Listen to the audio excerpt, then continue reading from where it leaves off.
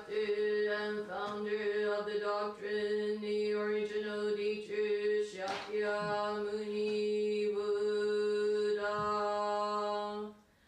To the countless Buddhas and Bodhisattvas that permeate the myriad worlds, to the eternal three jewels in the 10 directions, and to all teachers of the true Dharma who transmitted the flame. Now we may repay their compassionate blessings. We further offer this merit to all the Dharma protecting devas, to the Dharma protecting saints, to the earth spirit of this place, to the temple protecting spirits. What we pray for is flourishing of the true Dharma, peace in the land, harmony among nations, tranquility within the Sangha, wisdom and prosperity for countless supporters, continual turning of the two wheels. May we with all beings realize the Buddha way.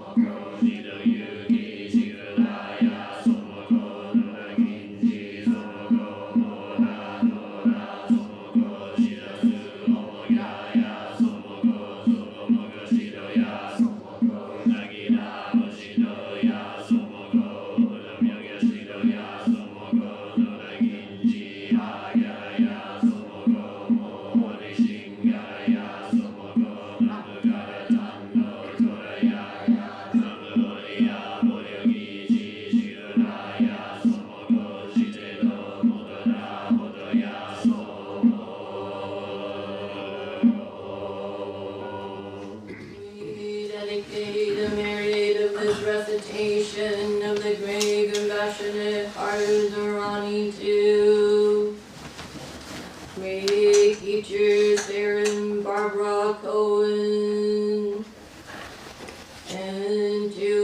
all beings in the 3 worlds and 6 realms, and especially 2 Rita's worlds well.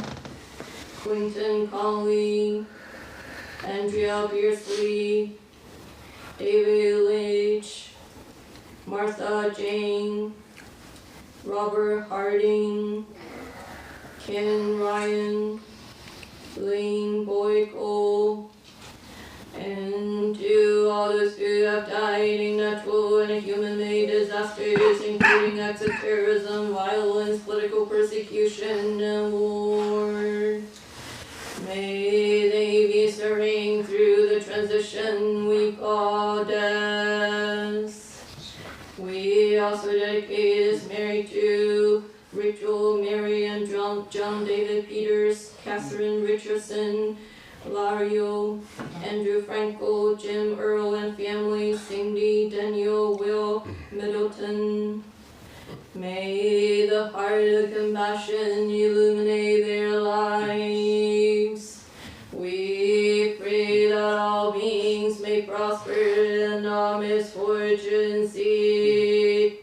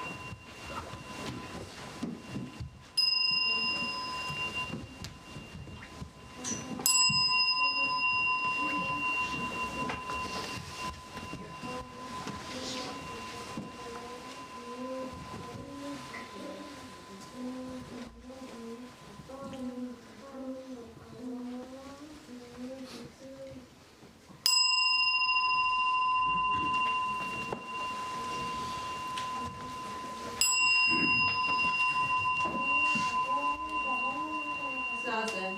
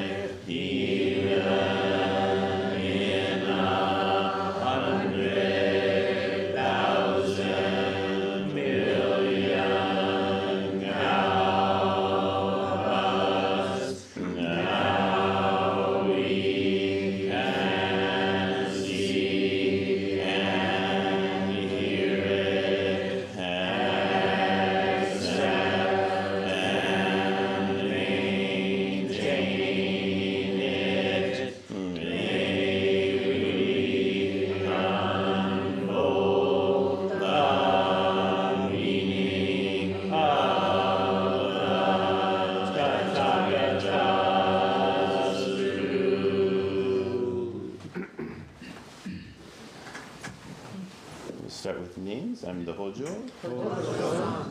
Kosei. Kosei. Horaku. Horaku. Unshin, Jokulin. Jokulin. Genki, Genki. Teshin, Teshin. Esho. Esho. Seigan. Seigan. Jundo. Jundo. Kogen, Kogen. Nomon. Nomon. Susan, Jisho, Jisho. Jiko. Jiko. Mandy, Mandy. Myobun, Myobun. Shanae. David. David. Genjo. Genjo. Sokai. Sokai. Carrie, Carrie. Audrey, Audrey. Paul. Paul. Jason. Jason. Issa, Issei. Charles. Junae. Kishe, Kisei. Kiyose. Gyosei. Joshin, Joshin. Sandy. Shinyu. Karuna. Myoan. Natalie. Ian. Danielle. Charles. Charles. Suen, Jushin. Yudo, Yudo. Kenpo. Kempo. Shuho. Kim. Daniel. Oni. Oni. Olivia. Jokai. Jokai. Novam. Emily. Michael. Michael. Paul. Valerie. Skip two. Good morning. Oni, Please feel free to shift around a little bit if it's easier to see or to hear. The spring energy is in the air, for better or for worse. Before I start into the talk today, I just wanted to extend a special welcome to Nomon, who's the resident priest of Red Cedar Zen Community in Bellingham, Washington. And he's been staying with us for a few days, and it's been so lovely to have you, and lovely to have you this morning. And I always encourage people when teachers are visiting in the coffee time to pepper them with questions. Okay, I'm ready. No, it's so wonderful to be here. Thank you very much, Ejo, for such a warm welcome. So this morning, I want to make a case. I want to make a case for the word training. Now, when we're messing around with words, in a way, is always just a little bit ridiculous, right? We can make a word mean whatever we want it to if we just say that it means something. So I'm not taking this up to try to come to some definite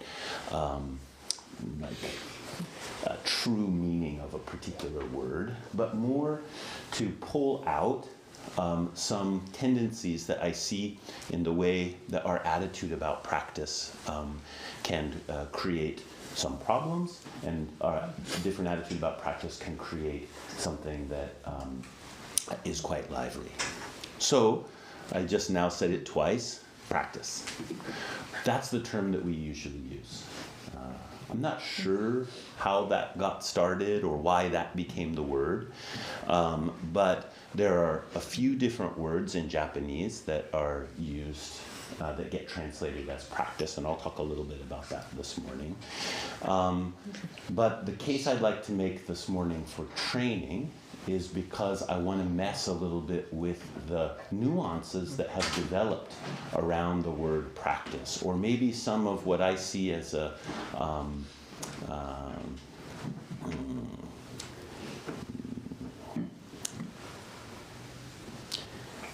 well, we'll get into it. So,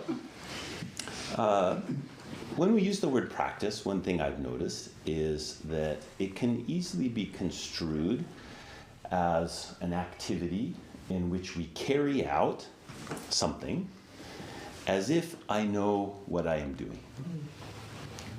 So I'm going to practice something, and I'm going to practice Zazen, as if I knew what Zazen is. That attitude can rest very easily when we're using the word practice. It doesn't necessarily, but it it has a tendency to. I remember early on when I returned from Japan, and I was kind of getting involved with Western Zen, being in the United States now, and everyone just talked about practice. What's my practice? What's your practice? What's practice? What's the edge of your practice? Practice. And I remember having this feeling. It's like, this is just like being in the evangelical church, It's like, what's your personal relationship with Jesus? Like that just became the thing at the center. And it is not bad that it's there, okay? At that time, I didn't like it, right? I was like, too much practice. Stop having a word for it, just do it. That was kind of my mentality. But it's very natural for this thing which we can't grasp, we're trying to refer in some way to it, that it takes on some linguistic form which sets at the center of our conversation about it, and we get a little lazy. We just throw everything in that hole. We just say, it's practice. Well, why, it's practice. So in that environment, that's what I want to make this case for training. Now, the word training, we might have a lot of different relationship with, and probably you first think of training. My first kind of relationship with the word is like gym or something, like getting big muscles. I also practice Tai Chi, and training in Tai Chi is very interesting. It's the opposite of getting big muscles. In fact, when I asked one of my Tai Chi teachers I was like, I'm just not getting as much exercise as I think my bicycle. She said, losing muscles, good. Yeah. You use too much muscle. So maybe get a little weaker, that would be okay. I was like, I'm not sure about that. And then you're building some other muscles. That also happens during the Tai Chi for sure. So training there, in that case, a little more subtle. Well, our training is really not about building more muscles, although there is a case to be made for toughening up a little bit and stop being such little prince and princesses that just, it's not going my way.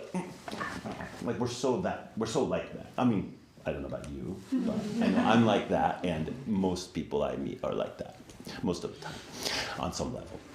We're sort of thinking that the world's supposed to wrap around me in a way that will meet me in the way that I want it to or expect it to.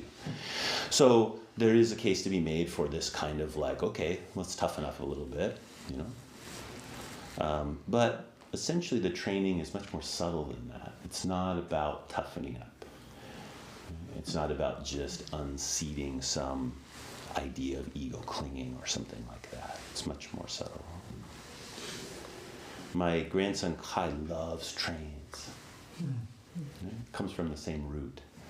Train, old word, which means to pull along. Right? And it's interesting how trains are they're almost like archetypal. Of course, they're a symbol for industrialization and all of progress and connection and all those sorts of things. But they're also just something about those tracks, right? And that engine. Have you ever been to an old steam engine? That's wild. I mean, lots of steam and smoke. But the way that they move, because it's not an internal combustion engine, the quality of the vibrations really, really difficult. And this feeling of like these massive flywheels, steel flywheels.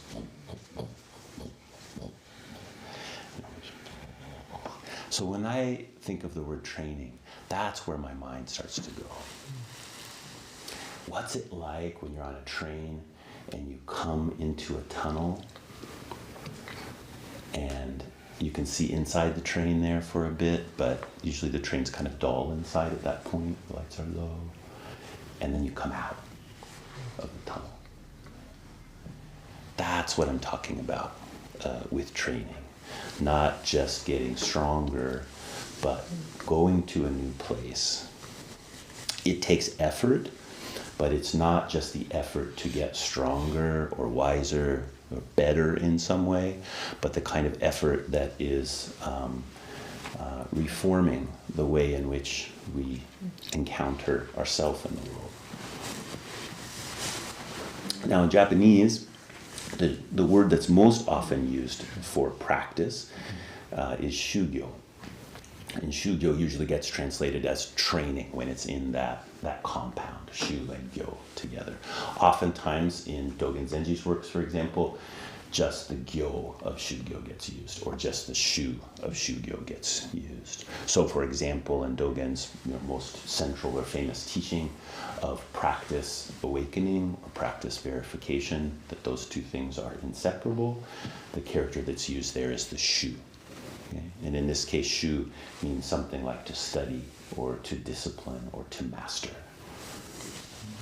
It's interesting, in the origin of that word shu means something like purify.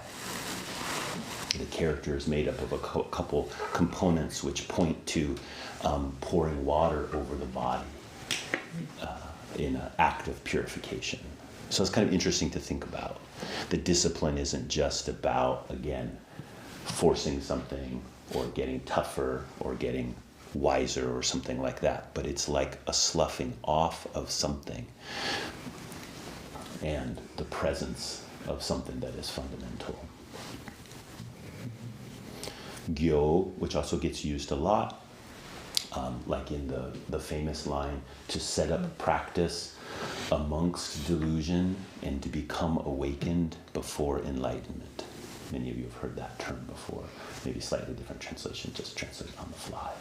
Right, to set up practice amidst delusion. That's the gyo.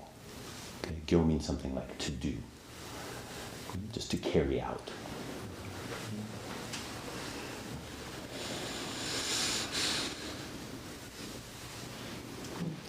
You know, the reason it takes effort to train or to practice or to shugyo is because you really have to change something. I think all of us are inspired to do it in a different way. In the Awakening of Faith in the Mahayana by Ashwaghosa, he lists what are the steps in which we encounter the path. And the first one is, he says, we loathe the world. And that was very challenging for me when I first read, because I don't loathe the world. Actually, I love the world. But I was reading a little more deeply, saying, but loathing the way we're doing it, I loathe that. I loathe the kind of petty way, the kind of way in which we divide and conquer and grasp and manipulate. That leads to immediate suffering, long-range suffering, and very long-range suffering. All of those things it leads to. So to see that and say, I actually don't want to do it that way, is really important. And then that gives forth the effort to changing. But it's not just changing the world or even changing myself. It's like changing how I am or changing how things are. It's much more subtle than pushing things around. We could say, maybe rather than changing, we could say also allowing. Allowing how we are. To not be so me. Not to be so clinging to the me in the way that I'm habituated to do. Now, another term in Japanese that also gets translated oftentimes as practice is bendo. Many of you are familiar with Dogen Zenji's writing called the Bendo Wa. I think we call it the wholehearted way, talk on wholehearted practice of the way, or something like that. Yeah, Bendo Wa. There's also another teaching which we haven't really studied here too much in a text form, which is called Bendo Ho. The Bendo Ho means the Ho is Dharma. In this case, Dharma means the way of doing things. So the Bendo Ho text is like teaching you how to fold your cloth when you eat with your special eating bowls, or bowing to your cushion and then turning and then bowing to the whole assembly before you sit on the cushion. All of these little details about how to practice together. That's Bendo Ho. Bendo Wa is a beautiful text in which Dogen is trying to parse what is the true way. What is the way that he's presenting? What is the way that he's offering? And so it starts out with a kind of explanation, and then it has a series of questions in which they're questions he made up, to ask himself so he can make a point, right? That's an old kind of philosophical way of coming at things. I don't like it that much, but once you get used to it, it's okay. So he'll ask himself a question. Like they were questions that people probably asked him, right? And then he gives an answer to it. So, and he's trying to divide. Like, look, you're thinking about this way. It's not quite right. You should be thinking about it this way. And if you think about this way, then the bendo ho becomes possible. The training, the way of training becomes possible. But first you have to distinguish between the what's the right or the wrong. Now, we're a little bit maybe allergic to the words right and wrong these days, but I'll just leave it at that. Now, it's kind of interesting, those of you who have studied the Wholehearted Way book, we've studied it here in the past. It's a translation of this Bendo wa along with a commentary by Uchiyama Roshi, translated by Okumura Shohaku Roshi. And for those of you who've studied that book, you may remember that in the introduction, he has a few paragraphs about this word ben in the Bendo wa, ben. And he makes the point that it's slightly different. Those of you who write Chinese characters, you can appreciate this. It's like tiny difference in the way that the character is written. There's a line that is vertical, and if it sticks out on top of the line that's on top of it, it means one thing. And if it doesn't stick out on top of the line on top of it, it doesn't mean that. You start to figure out why East Asian people are so good at meticulous things, because that makes a whole difference in the character. The character where it doesn't stick out means something like to discern. It's like cutting the true from the false. So that's the bendo wa, that kind of discernment. And then when it does stick out, it means like wholehearted, like throwing yourself in completely. And that's like the bendo ho. And in that, Okumura Roshi makes the case for just calling both of them the wholehearted way. I disagree with him about that. I think actually that doing it wholeheartedly, you will discern. And it's important to discern as you're doing it wholeheartedly. We can do foolish things with a lot of gusto.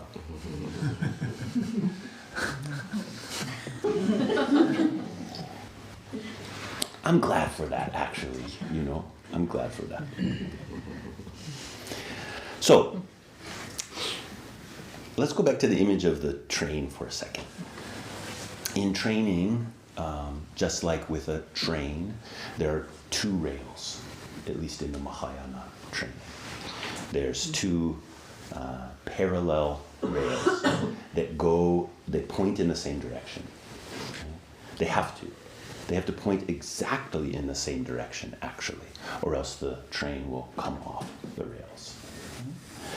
And they're pointed in exactly the same direction means that they never cross, but they are in total relationship with each other.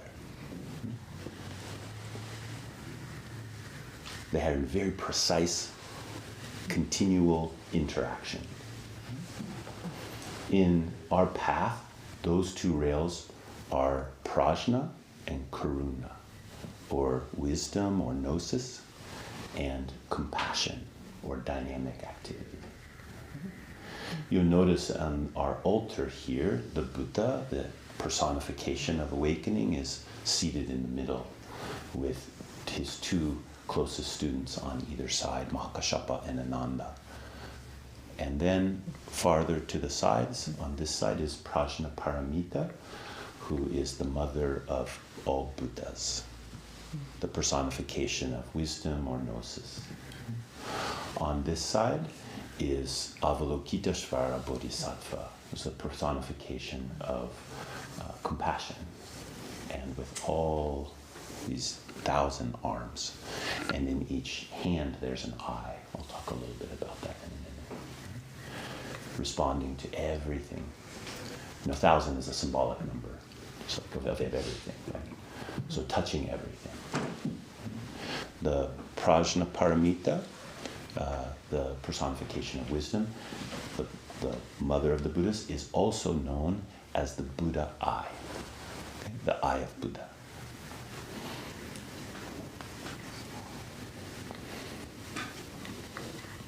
So when we talk about Dharma,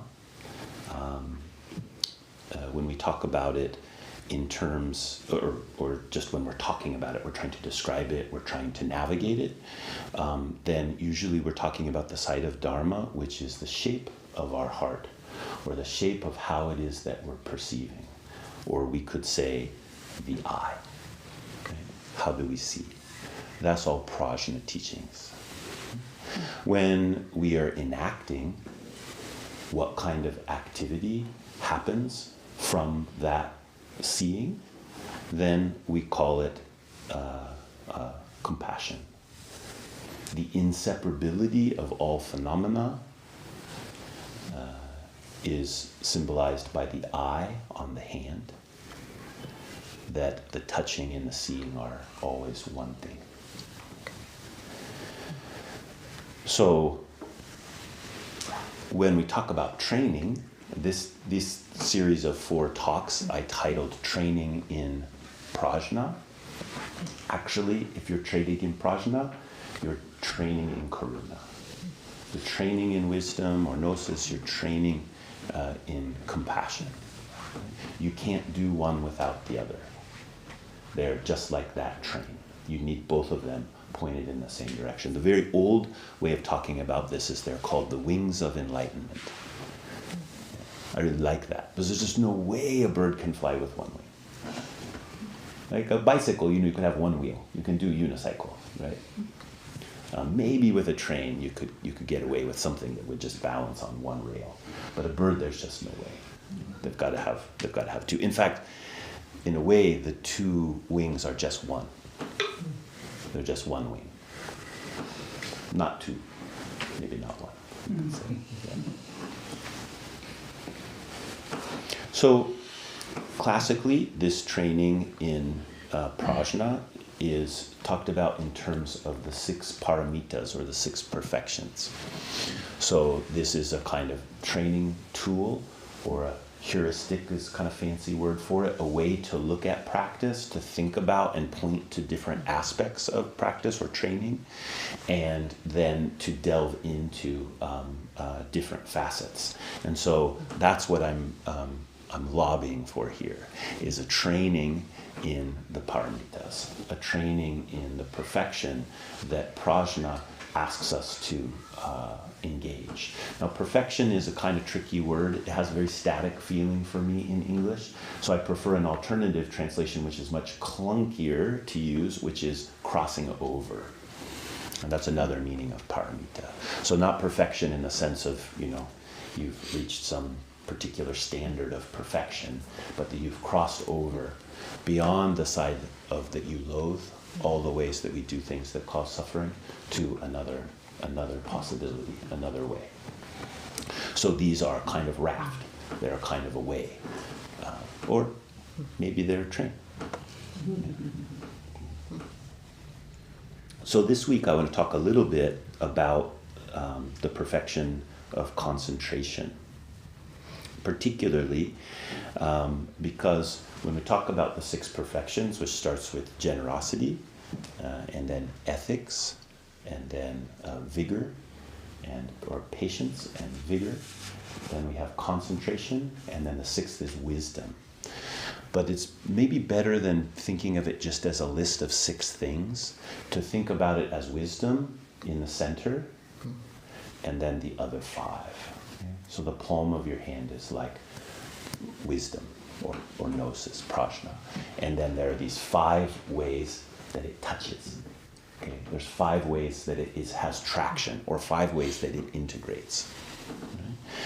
Classically, concentration or meditation is they're all equally aligned with prajna, but meditation is seen as this very central gate to prajna. And so in the Zen school, we put a lot of emphasis on meditation, or on Zazen. So I'm going to take that up first in talking about prajna, and then over the next few weeks we'll explore it through these other facets. Now, there could be 72 perfections, or there could be Probably not less than 6. It could be 8, it could be 10. There's one very popular list which is 10. In some texts it's like 7. It moves around a little bit. So again, we don't have to be too grasping on to, okay, these, but they're disappointing, right? They're pointing in a direction of what we practice, and then there may be many subtleties inside of that. So when we start talking about concentration or meditation, one of the things that we run into right away in this school is that Dogen Zenji said in many prominent places that the Zazen he is promoting is not meditation. In fact, in the Bendo Wa, he says that the Zazen I speak of is not the 5th paramita. He says it's not concentration of the paramitas. Maybe more famously, in the universally recommended instructions for Zazen, he says this is not learning meditation. He says Zazen is not learning meditation. He also says there in the Bendowa that it's not the 3rd learning within the classical way of dividing the Eightfold Path into the path of ethics and the path of wisdom and the path of concentration. He says it's not that. The Zazen I speak of is not that. But when he says not that, maybe we should hear it a little bit more like the way the Prajna Paramita Sutras say no eye, no ear, no nose, no tongue, no body, no mind. It's not just a negation of meditation. He's saying we need to do meditation in such a way that it goes beyond meditation. Back to this concept of when we think about practice as doing something we know what it is, that's what he's taking aim at. Right? He said, what is the meditation that goes beyond meditation? What is the step beyond our idea of what it is? What tunnel do we have to go into to come out of into a new place as we're riding these rails of compassion and wisdom? And so when the Zazen that he proposes, he calls a complete path of Buddha Dharma. And that's exactly what we want any of the paramitas to be. Generosity is a complete path of the Buddha Dharma. It's not a piece of the Buddha Dharma. Ethical living is not a piece of the Buddha Dharma. It is the whole of the Buddha Dharma. Each one has to be taken as the whole thing. Another way to understand that is each is an aspect, right? We're not talking about different pieces. We're talking about the same thing. And how does it show up in this place? How does it show up when you just sit down? And then, we're so fortunate to have Jikido this morning. Horak, were you the Jikido this morning? Rings the bell. Sweet. You're off and on the hook at the same time, right? You're off the hook for having to decide when you're going to stop. You're on the hook for having to sit there, right? It's great. It's really great. But that has to be the complete path of the Buddha Dharma, not just I'm going to hone a certain mind state. What is that Buddha Dharma?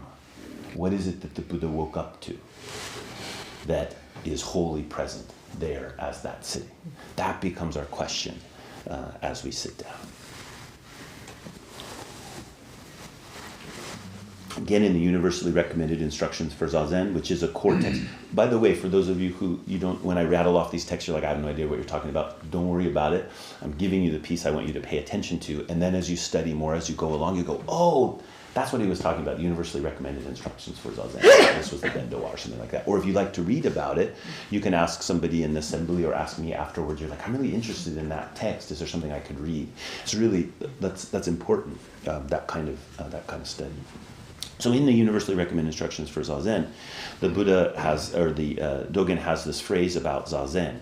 He said we should learn, we should train in taking the backward step that turns the light and shines it back. Pretty enigmatic phrase. The backward step that turns the light and shines it back. Ekko hensho is what it's in Japanese. Ekko hensho no taiho. This is what he says is the practice. So let's think about that for a little bit, particularly as a training in Prajna. So when he says to turn the light and shine it back, some translators will say turn the light and shine it inward. So if we think about what's being said there, it's like, think about when anything you're perceiving. Maybe I'll just lift up the old easy target, the glass. When you see the glass, your attention's drawn to it because I'm calling the attention to it. Our consciousness moves this way to verify the existence of the glass. Like, it's real, right? I'm giving you a visual and an audio because you double up on it. It's pretty good. Now I get to touch it and drink it and all this sort of stuff, so I get even more. So we invest in the existence of the glass, or we invest in the presence of the glass. Wonderful. What freedom our consciousness has to be able to just be there with or as phenomena. It's great. But what the Buddha Dharma tells us is that is not permanent or true in some permanent concrete way. We oftentimes hear in Buddha Dharma something like, it's a dream. It doesn't mean that it's unreal. It just means that it's not real in the way that we tend to think it's real. We tend to think of it as having this kind of object permanence out here. Right? So one way we can think about what's happening with the light of our consciousness is we're just constantly turning it out to recognize what's happening, which is not a problem. There's a total freedom in that. But we tend to do it with not a perfect burn in the engine. Okay? And there's this residual clinging. We become the subject and the phenomena become the object. So that doesn't happen only with things that we would conventionally consider outside of ourselves, like an object, but it also happens with all of our inner states. So if you sit down and you have a thought, in a sense, that thought is inside, right? But for the purposes of this instruction, that's also outside. Your consciousness is a phenomena. You sort of split yourself, right? The common way of talking about it is you have a head on your head. So you have a head up here. You ever do that when you're meditating? You're just like, I'm watching what I'm thinking. You know, it feels so good. Yeah. But actually, that's a kind of division. You're not turning the light in that case, right? Because you're still just invested in labeling these thoughts or seeing them go by or whatever. You become the subject, they become the object. So one way we can understand what Dogen is encouraging us to do here, and by the way, this phraseology comes from much older ancestors in China, from the first couple generations of Zen ancestors in China. To turn the light and shine it back is not to go in and examine all of our internal workings, but it's to reverse that quality of the light going out and investing in an object. We're going to talk a lot about this, so if it's not quite making sense yet, it's okay, just stick with it for the next few weeks. And hopefully it will just make no sense. But it will go, because it will go beyond sense. But we have to make some sense maybe before we go beyond sense. So when we study the Diamond Sutra, which we do a lot here, and many of you have heard talks about that or have studied it, there's a strong encouragement to not abide in a sight, a sound, a smell, a taste, a touch, or an object of mind or object of heart. Okay? So sight, sound, smell, taste, touch, those are all sort of obvious to us. The last one, object of mind, is a translation for the word dharma. Okay, it just means phenomena, whether they're internal phenomena, outward phenomena, material phenomena, mental phenomena, ideas, anything that has a name that we could name, right, is a phenomena, is a dharma. So in the Diamond Sutra it says, don't abide in those things. Don't abide. That's exactly the same teaching as this one, Eko Hensho no Taiho, the backward step that turns the light and shines it back. It doesn't mean force the experience of the cup out of your hand, out of your mind. It doesn't say force that out of your mind. It says it's just simply there. And let the light come back. Let the light of the presence of the cup return. Not return to your idea of it, but to return to the ungraspability of your own experience of it. your experience of the cup, there's no edge to it. But we like the edge, makes us feel comfortable in some way, so we grab onto the edge out here. And then when the glass, I almost just dropped it. Wouldn't that have been dramatic? Foolish things done with guts, though. I'm 55 now, so maybe 10 years ago I would have done that. Okay. Another way to talk about this is just not knowing. Training in not knowing. If you look at I put a new sign up on the gate this morning after I was writing. So, we need a new sign. And I just wrote, try not knowing. And then there's some other stuff underneath it, but try not knowing. That's the main direction. It's very straightforward. All of this sounds very complex. Turn the light, shine it backward. Well, don't live in this, blah, blah, blah, blah, blah. And you should study all that stuff. But another way to talk about it is just stop knowing. When you sit down, meditation, stop thinking you know what you're doing. Right? And stop trying to do what you think you're supposed to do. And actually just engage not knowing. Actively uproot your knowing. You're going to think about things, you're going to perceive things, you're going to experience things. And just, like you're plucking a weed. You don't have to hate it. Just pluck it and say, oh, beautiful weed, you will be better as earth, rather than a seed-producing weed that will cause all these other kinds of problems. Just put it there. Right? Or if you prefer something even kinder, it's a flower. It's a flower that's just blooming from all of the causes and conditions of your life, right? And that flower blooms, and you could just hold it in your hand for a moment, and then set it in a gentle stream. That's all you're doing. You're not knowing anything about it. You're just letting. Now, this is a deep practice in changing how we are. This takes a lot of effort, but not the kind of effort you can force, but the kind of effort of allowing yourself to not be so locked into this subject-object relationship that you have even with yourself.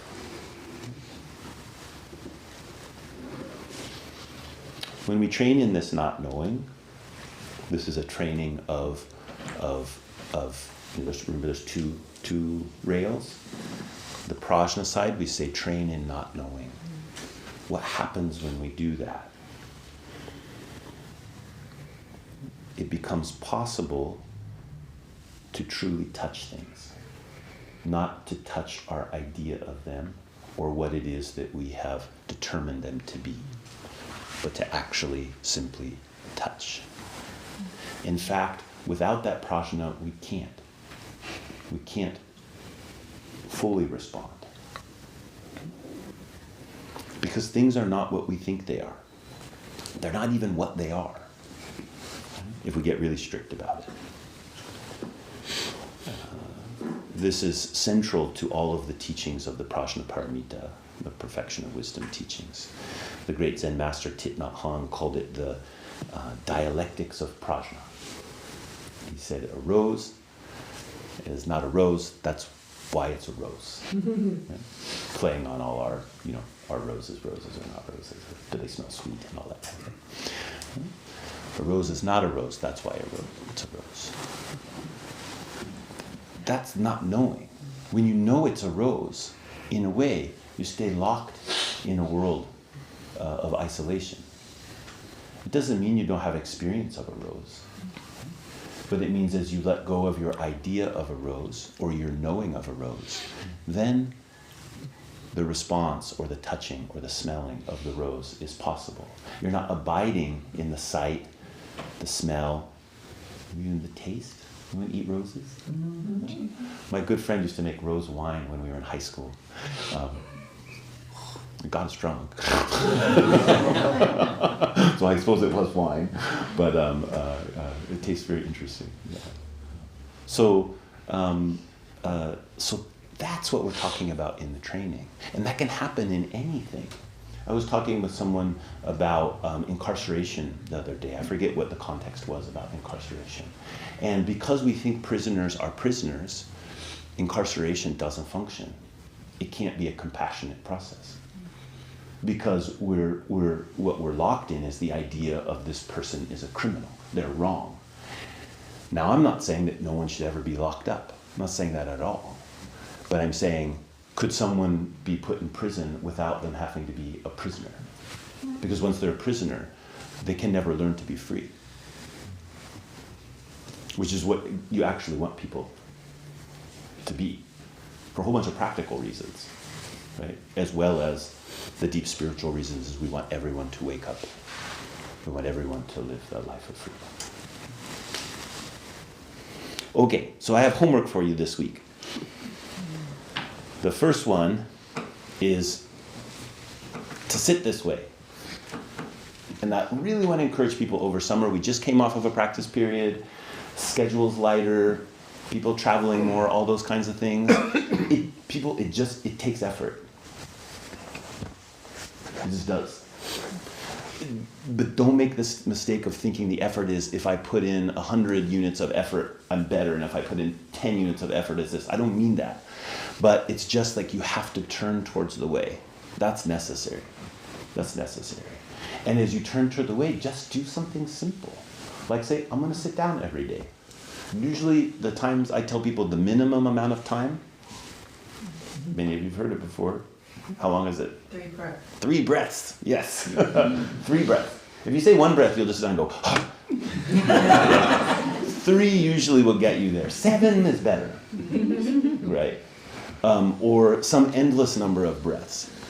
But you don't have to don't make it about a period of time. In fact, I'm usually encouraging people, if you're not sitting with other people, don't keep track of the time. It's a great luxury to not have to keep track of the time. And the luxury is a huge challenge, because now you don't have Horaku there dinging the bell, say, okay, we're done. You have to be like, oh, I don't know if I'm done.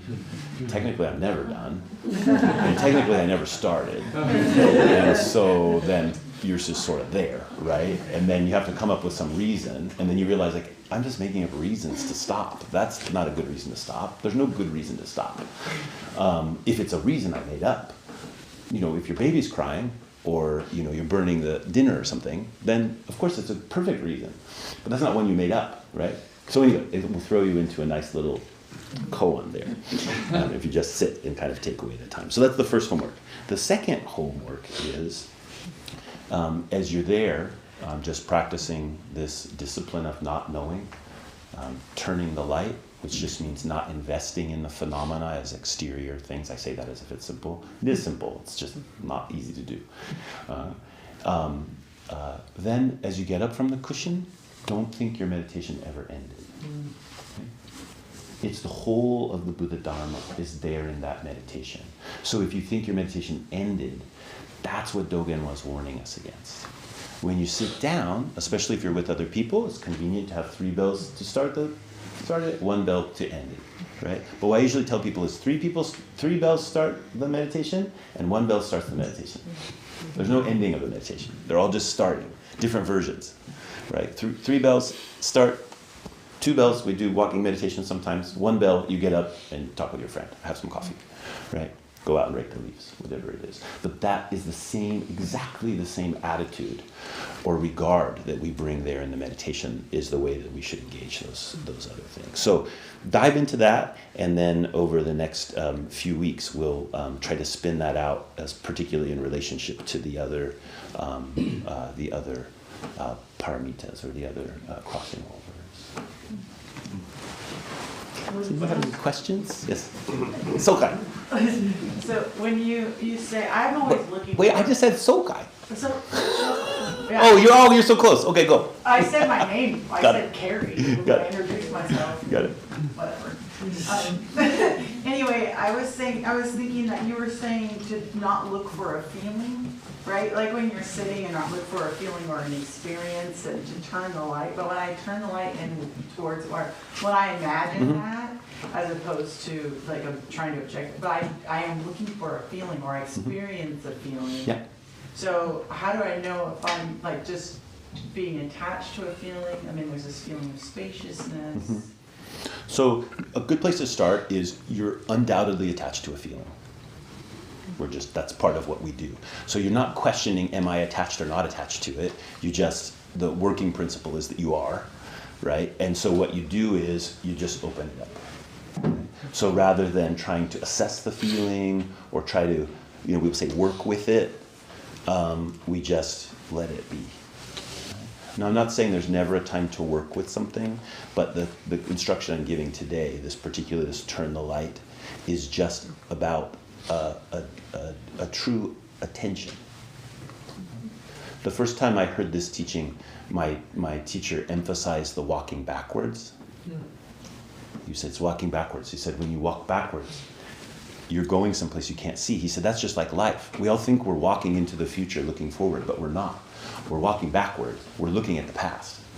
And we're trying to assess everything by everything that's gone by already. Right? That's what we're doing. And we're not paying really attention to what's happening. We're just paying attention to what's already gone by and trying to make sense about where I'm going from that. Because we think we're looking into the future, but we're not. We're actually walking into what we don't know. So it's like that feeling is there. What's the feeling right at your feet? What is just the feeling itself? As opposed to all the projections we would have about it from out into the past. I also have this feeling sometimes of trying to kind of, like, I want to clamp down or whatever, trying to relax consciously and intentionally. Yeah, that's very good. That's very good. And so that would be the same thing. The way you relax is not to have your body and mind be an object which you're going to rip open and force to relax. What you're doing is you're saying, oh, there's tension in my body and mind. I'm held up. That tension is made up of my grabbing. So what I'm doing is I'm saying, okay, how do I just be here as this body and mind? And then there's a different kind of softening or a different kind of opening that can happen, not me pulling it open. That's the kind of idea. Yeah. It's okay. I struggle with practicing not knowing, exploring that terrain, and not dropping into a lack of self-confidence. Or just, maybe not even self-confidence, just a lack of confidence. And you talked a little bit about that, because in parenting and my vocation, I'm always having to draw pretty hard lines that are much easier held if I'm confident about them. Yeah. And at the same time, I don't want to cut off kind of possibility with that confidence. So learning to transfer the weight to the ground as opposed to trying to hold it in the artifice of ourself is where we have to go with that. So what I mean is, what we're often doing, confidence is like building a stone wall. And we're like, this is what it is. And I'm asserting this is what it is. I have a whole bunch of reasons for claiming this is what it is, and I'm just going to stay there right at that wall, and I'm going to fight whoever comes up against that wall. Right? And then, actually, if we pay attention to that wall, the reason the wall is strong is because of the foundation of the wall. So how do we transfer to the foundation, which is the transferring of whatever may happen there down to the ground, as opposed to my kind of artifice of the wall where I'm trying to do that there. So if we took an example with kids, for example. So one thing that when my kids were little, the word no is like very interesting. Do you think? Do you know? I avoided it as much as it comes out of my mouth about 10 times a minute. Yeah. Right. So, this is interesting in modern parenting. There's a whole bunch of approaches to this, and I don't make evaluation of which is better or worse. Although I'm sure my way was the best. Of course, just joking there. But the way that I worked with it was like, I didn't say no that often, but if I said no, I was trying to say no all the way down into the center of the earth. And so what that meant was, no couldn't just be a kind of like, this is an inconvenience for me. No had to be something more true than that. And recognizing I'm almost for sure wrong. But I still have to chance it. I still have to, as a parent, I still have to care for this child. So running out into the street is no. That happened with our older granddaughter the other day. She just like was headed out. Hana, some of you know Hana. She's 2.5. Oh my gosh, she's very willful. It's so cool. And she just like, I'm going out into the street, and I was like, no. And I grabbed her And she was like, no. Don't grab me, Ji-chan. And then she just flipped. And I got why she flipped, because she wanted to go out into the street. And I wasn't letting her. And she's really into her autonomy, which I think is a very good thing. But that wasn't going to happen, you know. So I guess the point that I'm making there is, rather than buttressing why I am correct, taking the chance on just being vulnerable and saying, I'm saying no here because I need to. That, then I have something to work with. Then the amount of times I'm saying no just because that's my strategy for trying to manage the kids becomes less. We see like, well, those are different kinds of no's. Those are more just like quacks of a duck or a dog barking at their, you know, it's still a no, but I don't really mean no. I'm just like trying to corral them, right? You know, there's that kind of no, and then there's the no. And we can start work with it. I'd say the same thing in your work as an architect and as a builder. If you're not laser clear about how something's going to go down, the people can't build it, or they can build it and they build it wrong, right? It becomes a big problem. So you've got to stand on, no, actually, I'm in charge of this. I'm in charge of making that decision. But you will never be right. It's not about being right. But that's what we try to do. We trust in our rightness as opposed to transferring whatever the weight of the responsibility, transferring it down to the ground. And that's, I think, where we can apply the not knowing. Not knowing, because if you're really doing dynamic things, not knowing can't be something to let you off the hook, because you have something to take care of. And so not knowing then just becomes like negligence if we don't assert. Yeah. There's a beautiful verse which we hear most often, giving and receiving precepts. Mm-hmm. And the words emerge, practice and being practiced. Mm-hmm. And that and being practiced often is quite a mystery to me. And then the ceremony continues and we never come back to it. Can you speak a little bit about this idea of practice and being practiced? Yeah. That's the language that comes from the Dogen Zenji's commentary on the precepts, and I believe it's the commentary on embracing good dharmas, but I'd have to go back and check that. And so it's the language, the way that Dogen uses it is just like how it shows up in the English. This way in which you wouldn't it's not a conventional use of the language, and so it turns it upside down, where we think, well, I'm practicing, but actually, I'm being practiced is equally as true. That kind of inversion happens just directly in the Japanese. One way that I think about it. Have people ever heard of this term, anima mundi? Say it again. Anima mundi, the soul, the world soul. It's a really beautiful old term. And one way we can understand about this soul of the world, which is never apart from our soul, is like a gateway. And the whole of the world appears through that gateway and returns to that gateway. That whatever I call myself is not simply myself as an isolated soul or an isolated being. That's why the Buddha taught about no self. Wasn't to deny a self, but to point at a true self. And the true self can't be mine, but it is the world showing up as me. And me showing up, meeting the world completely. And that sort of celestial donut, it's like comes out and around and back in and out and around and back in. Every time you see something, it's just, that's where it's going. We can't apprehend it. In the Prajna Sutra in 8,000 lines, it says that to not apprehend even one dharma is the pathway of the Bodhisattva. And that term apprehend is really interesting there, like to stop it. But that's what we're doing. All the phenomena, we're stopping them all the time, right? Like writing them a ticket, right?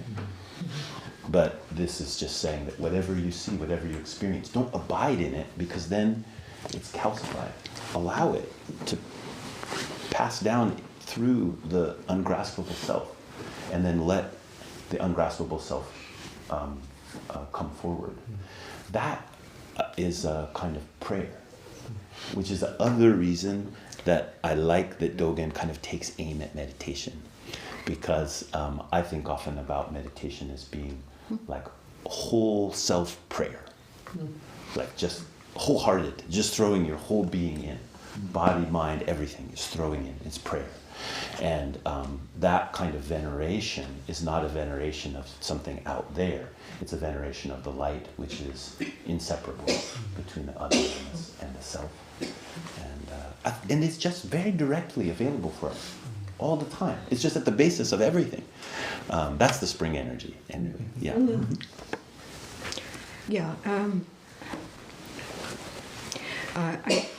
I was thinking in terms of suchness and taking meditation into the world. It's like I hear the sound of the rain as suchness. And I've had an experience where, something will happen and I can feel split into or identified with something, and then to stay quiet. And it disappears, and not only it disappears, but I get an image of it just completely healing over, as if it never was even something that happened. So it's kind of like being in another space, not literally, but of seeing from another place as not knowing. And I like Stone House, the poet, and he referred to Ryokan as, when Ryokan, and I don't have this exactly, talked about the moon as it is full and then waning. And he said, but the moon is always, for him the moon is always full. And he related to joy and sorrow, and that he is not in touch with joy and sorrow, but I sense that it is just that he has not caught up in joy and sorrow. I'm hoping, because I really like the solitary life, so I'm hoping, that that's what he's saying, and not that he doesn't feel the joy and sorrow, but that idea of the moon as always full, as always being in a way in that not knowing and just present. So anyway. Beautiful. So.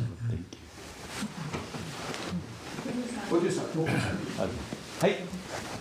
Okay, a couple of months ago, 2 months ago, you said something in here that I actually understood. Oh, I apologize. I'm so sorry, because now I'm really delusional. Yeah. Okay, so what you said was, when someone asks you whether you're a Buddhist or not, you say, I have a practice. And I just, okay, that's, yes. And now you're saying...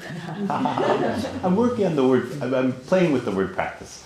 So actually what I usually tell people is I say, I'm a devotee of the awakened one. That's a little ominous. Devotee of the Buddha. Yeah, that's what I usually say. That's what I usually say.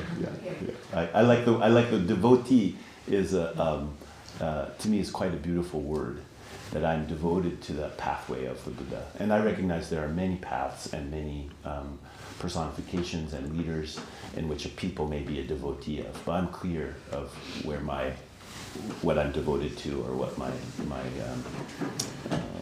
path is. So I say it like that. But I think I have a practice. I think that's good too. Or you could say I'm training in the way of the Bodhisattva. That's a little intense too. But I think a little intensity is good. We're sort of we're kind of complacent. And we complain a lot, but the complaining, I think, is a balancing out of our complacency. We're so complacent that we know there has to be this other energy, and so complaining and complacency, sort of the yin and yang of our tepid lives.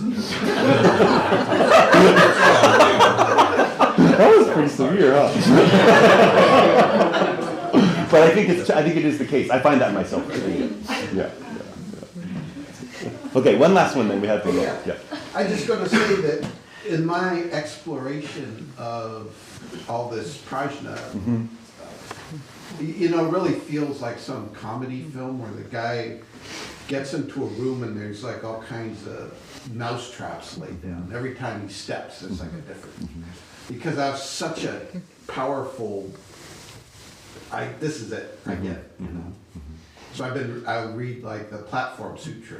Do not get attached to any dharmas. Okay, that's it. And I go in and I'm like, and then Diamond Sutra, you know, in truth there is no beings to be saved. And I'm like thinking about that. And I, at the same time, I feel like, you know, this is kind of, I think you just added another head on top of a head, you know, because when I say no attachment, I almost see it like the words. Like, oh, I'm not going to attach to any dharma.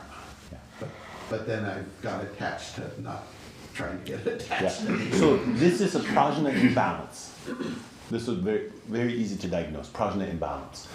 Avalokiteshvara has 11 heads, by the way. Yes. Her head exploded doing just what you're doing. Right? And what it means to respond to all of the beings, then the head explode. That's in the mythology around it. I love it, you know, but exploding heads. But they didn't just explode like brains, but like exploded into 11 heads.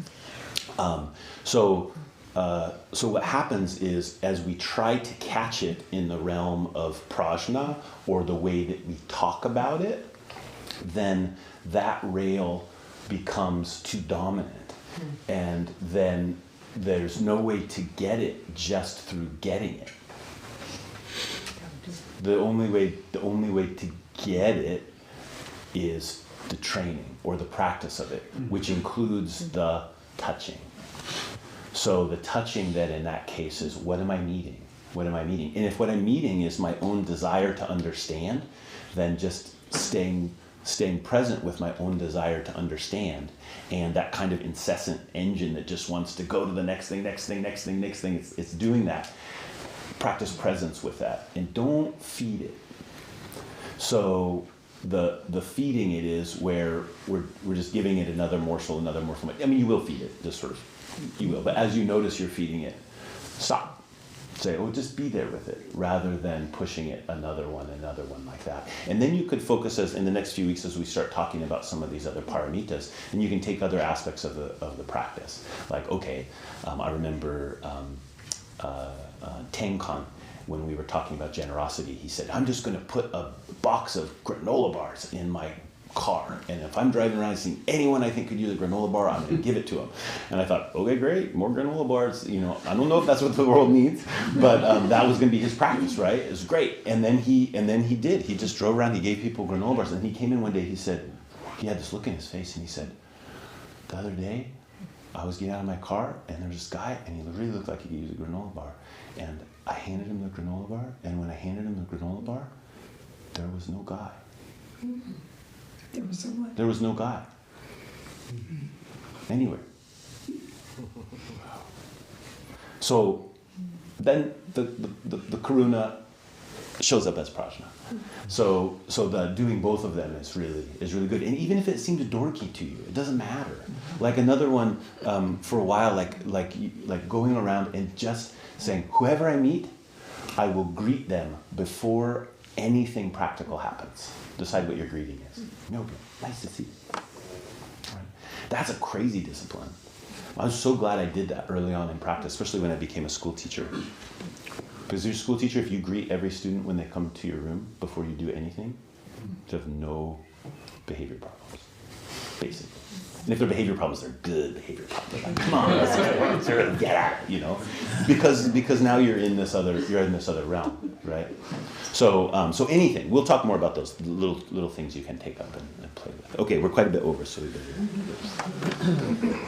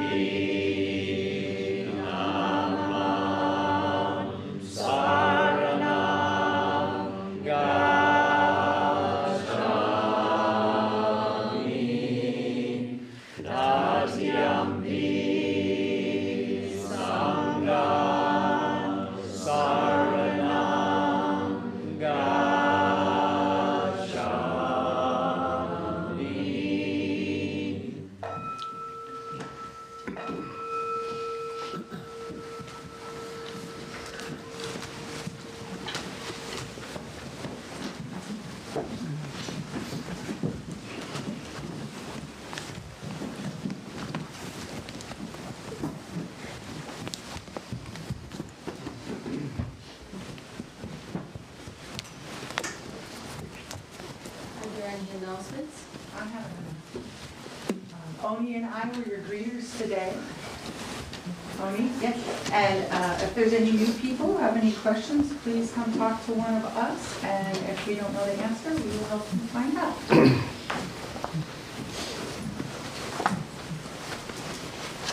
And I have an announcement. At Buddha Eye, we have a committee called the Kanzeon Committee, and Kanzeon is another name for Avalokiteshvara of Kuan Yin, the Bodhisattva of compassion. And we are here to be of service to people, to hear from people who are in difficult times and need help. And if we are able, we try to facilitate some kind of support. And that support can be something that looks like housing assistance or assistance with rides somewhere, meals if people are sick or recovering from surgery. And the people who actually offer that support are part of a group called the Active Care Team. And we have quite a few people who are part of that group, and when the Kanzeon Committee decides that this is a situation we'd like to offer support, we send an email, and the people on that team can respond, yes, I can help, or no, I can't. So if you have interest in learning more about that or experiencing a difficulty that you'd like to talk with one of us about, there's 4 of us on the committee. There's Shinyu and Gyosei and Onshin and myself. And so feel free to reach out to us or email at kanzeon@buddhaeye.org. Hi, we have an announcement about gratitude. We're all very thankful for everyone for providing donations in time and energy for the kids program and for the wonderful Jizo Hall.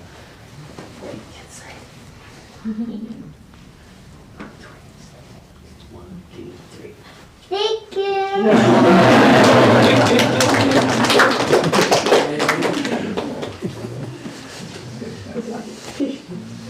I have an announcement.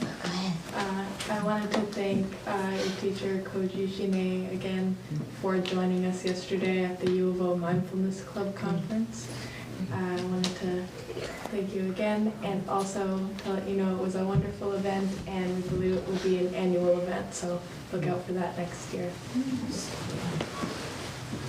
I'll quickly follow up on another U of O sponsored activity that's happening this week. From Thursday in the evening through Saturday morning, there's a series of talks at a conference that has been put together by Professor Mark Uno, the head of the Buddhist studies there. He's retiring, and this is kind of a congratulations to him as he's moving into retirement. One of those will happen at Buddha Eye on Friday night from 7 to 9.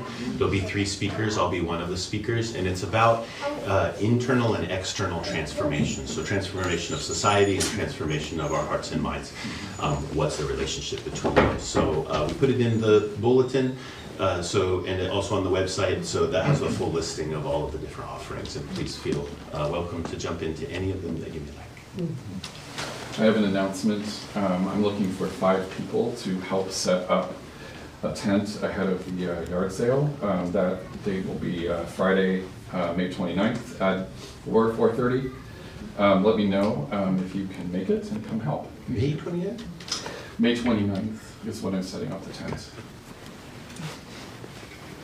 And just one more, next week, if you bring your calendars or your telephones, we'll have our sign-ups available for volunteering for the yard sale, which involves a lot of pricing and moving things around. And so we look forward to your participation in that way.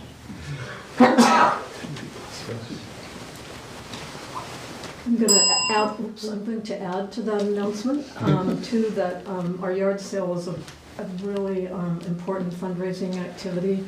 We've been really successful over so many years, and to be successful, we need lots and lots and lots and lots of donations that we can sell, and we're looking for things that are, good quality and good condition, and reach out to your family and your neighbors and groups that you're in for donations. And it's a lot of fun. It's kind of chaotic, and it's really important. So it's another way to support the temple. We have some flyers available today if you have neighbors and friends that you want to reach out to.